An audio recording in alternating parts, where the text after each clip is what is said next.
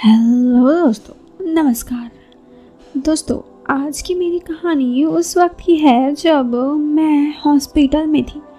मेरी तबीयत ख़राब थी, लेकिन उस वक्त मेरे साथ मेरी ज़िंदगी में कुछ ऐसा होगा जो मेरी ज़िंदगी को एकदम बदल के रख देगा। साथ ही मेरे मम्मी पापा की सोच को भी मैंने कभी सोचा ना था। जी हाँ दोस्तों, ऐसी ही कुछ बात है। दोस्तों, ये बात तो वैसे तब शुरू होती है जब मैं 11th क्लास में थी। 11th क्लास सुन के बहुत इंटरेस्टिंग लगता है ना। पढ़ाई की उस वक्त उतनी बोझ नहीं होती है, लाइफ में एकदम रोलर कोस्टर चलता है। ऐसे ही कुछ मेरे लाइफ में था।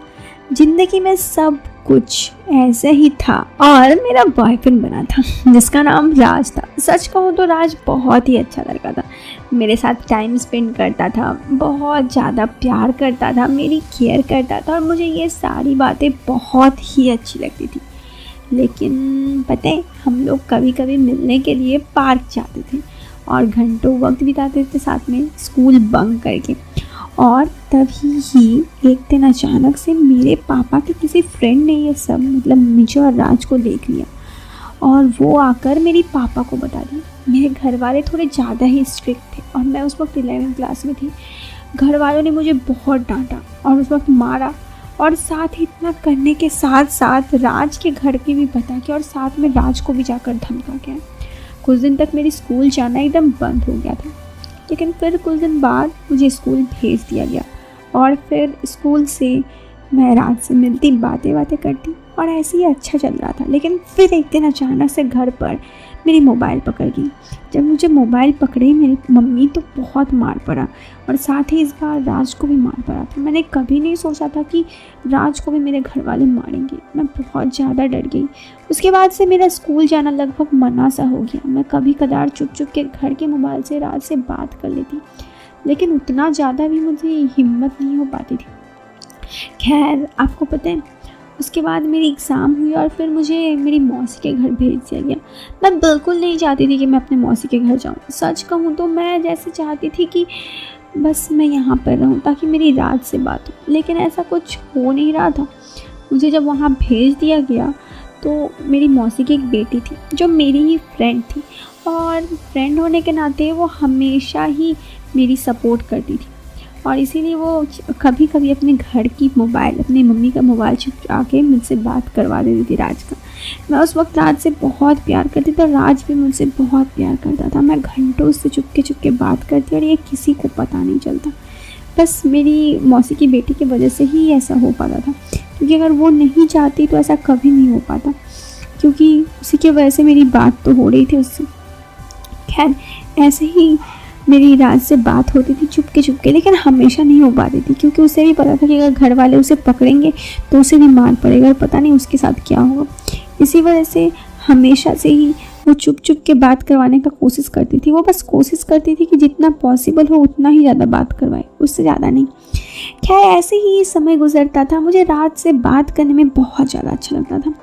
एक दिन अचानक से मेरी तबीयत ख़राब हो गई, जिस वजह से मुझे हॉस्पिटल में डाला गया। मेरे मम्मी पापा को बुलाया गया। मैंने सोचा नहीं था, सब कुछ सही था, अचानक से तबीयत ख़राब। खैर, उस दिन मुझे मेरी मौसी की बेटी पूजा ने बताया कि राज तुमसे बात करना चाहता था, तो मैंने उसे कहा कि उसे ये सारी बातें बता देना प्लीज़। उसके बाद मेरी तो राज से बात नहीं हो पाती थी, लेकिन पूजा उसे वो कॉल पर बातचीत कर लेता था। और मैंने सोचा नहीं था कि ज़िंदगी में कभी कुछ ऐसा होगा। मेरी दोनों किडनी ख़राब हो चुकी थी। 1 महीने पहले मुझे कुछ नहीं पता था और 1 महीने बाद मुझे इतना पता था कि अगर मुझे जल्द से जल्द किडनी ना मिले तो मेरी मौत भी हो सकती है। उस वक्त मैं बहुत बुरी तरीके से टूट गई थी। मेरे मम्मी पापा हर तरफ से कोशिश कर रहे थे किडनी का जुगाड़ करने का, लेकिन वो भी नहीं कर पा रहे थे, क्योंकि उनकी जो ब्लड ग्रुप थी वो मुझसे मैच नहीं करती थी। इस वजह से मैं बहुत ज़्यादा डर गई थी और मम्मी पापा भी। मेरी लास्ट इच्छा थी कि मैं राज से एक बार मिलूं, लेकिन उसके बाद पता नहीं क्या हुआ। एक दिन डॉक्टर ने मुझे आकर कहा कि तुम्हारे लिए किडनी मिल गई है। तो मैंने कहा सच में? मैं बहुत ज़्यादा खुश हो गई थी। मेरे मम्मी पापा भी बहुत खुश थे। उन्होंने कहा कि किसी का फ़ोन आया था, वो किडनी देने के लिए तैयार हो गया तो मिल गई।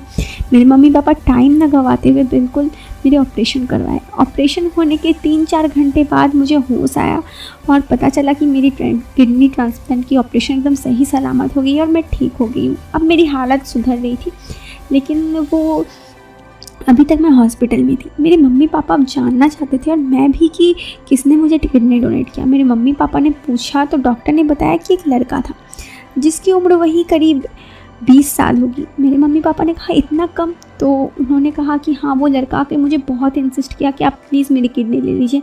हम तो मना कर रहे थे, लेकिन उस लड़के ने कहा मैं अपनी किडनी से जीवित रह सकता हूँ, लेकिन मैं उसे बहुत प्यार करता हूँ, अगर वो नहीं बची तो मैं ज़िंदा नहीं रहूँगा, उससे अच्छा आप मेरी किडनी ले लीजिए, मुझे पता है वो किडनी मैच करेगी। और सच में उसकी किडनी मैच की और हम लोगों ने, उसने कहा कि तुरंत ऑपरेशन कीजिए। उस वक्त ऐसा हाल था कि मैं शायद 3-4 दिन भी नहीं बचती। मेरे मम्मी पापा उस लड़के से मिलना चाहते थे और जब मिले और मैं भी मिली तो मेरी आंखों में आंसू आ गया। वो हॉस्पिटल में ही था, दूसरे कमरे में था। पता चला वो और कोई और नहीं, वो राज था। और सच कहूँ तो ये कहते हुए, कहानी कहते हुए मेरे रोंगटे खड़े हो गए। राज ने मुझे बचाने के लिए अपना किडनी डोनेट कर दिया था।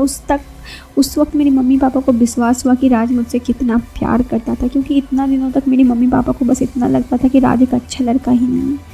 लेकिन उस दिन फाइनली मेरे मम्मी पापा को विश्वास हो गया और उन्होंने कहा कि ठीक है अब तुम दोनों साथ रह सकते हो। मेरी 18 साल हो गई थी और राज की भी। हम दोनों ठीक हुए, फिर हम दोनों की शादी हो गई और उसके बाद हम ज़िंदगी में बहुत खुश हैं। उस दिन मेरे मम्मी पापा को भी रियलाइज़ हुआ कि हर चीज़ में पैसा नहीं देखा जाता है, किसी के प्यार भी देखा जाता है। प्यार की कितनी अहमियत होती है उस बात की, ये मेरे मम्मी पापा को उस दिन में। खैर दोस्तों, यही थी आज की कहानी। मुझे लगता है ये कहानी आपके दिल को बहुत ज़्यादा छुई होगी। तो अगर ये कहानी अच्छी लगी हो तो वीडियो को लाइक कीजिएगा, चैनल पर पहली बार आए तो सब्सक्राइब जरूर कीजिएगा। हम आपसे मिलते हैं फिर एक नए वीडियो में। टिल देन बाय दोस्तों, टेक केयर, जय हिंद, वंदे मातरम।